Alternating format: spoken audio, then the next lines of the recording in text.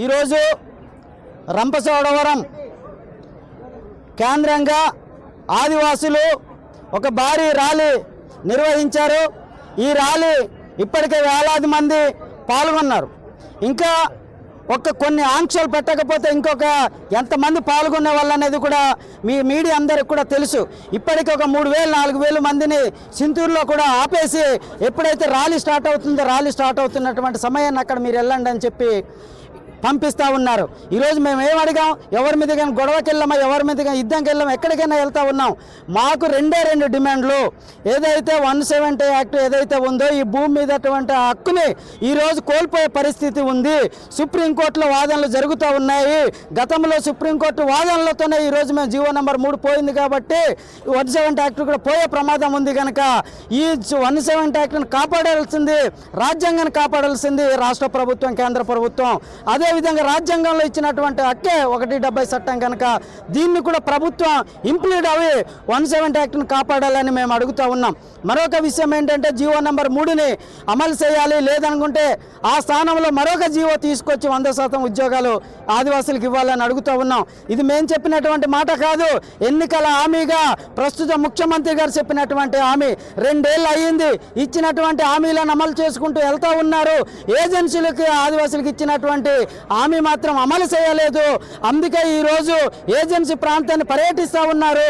అందుకే ఈ పర్యటనలో భాగంగా ముఖ్యమంత్రి గారు ఈ ప్రకటన చేయాలని చెప్పి మేము ఈరోజు ఈ ర్యాలీ నిర్వహిస్తూ ఉన్నాం। ఇప్పటికే టీఎస్సీ తీర్మానం జరిగింది, టీఎస్సీ ఫైలు ఆఫీసులో భద్రంగా పెట్టి ఉంచారు। అలాగే ఐటీడీఏలో ఒక కమిటీని ఏర్పాటు చేసి అభిప్రాయాలు తీసుకున్నారు। అభిప్రాయాలు తీసుకున్నటువంటి ఏదైతే నివేదిక ఉందో నివేదికను కూడా భద్రంగా చెప్తా ఉంది। ఈరోజు నివేదిక తీసుకున్నారు।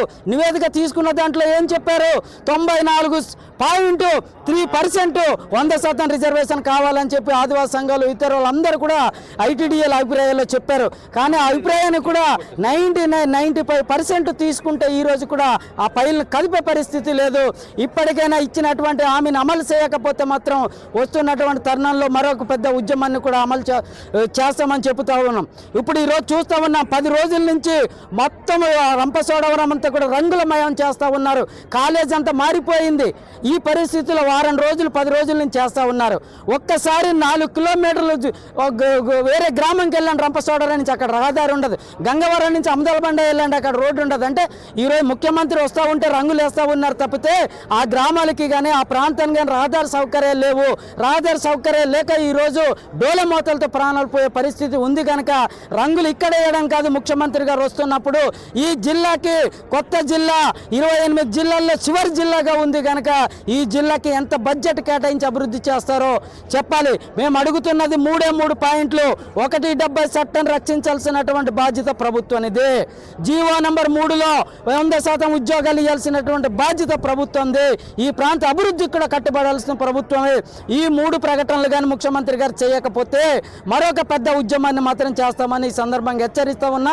నా పేరు లోతా రామారావు, ఆదివాసీ గిరిజన సంఘం రాష్ట్ర అధ్యక్షులు।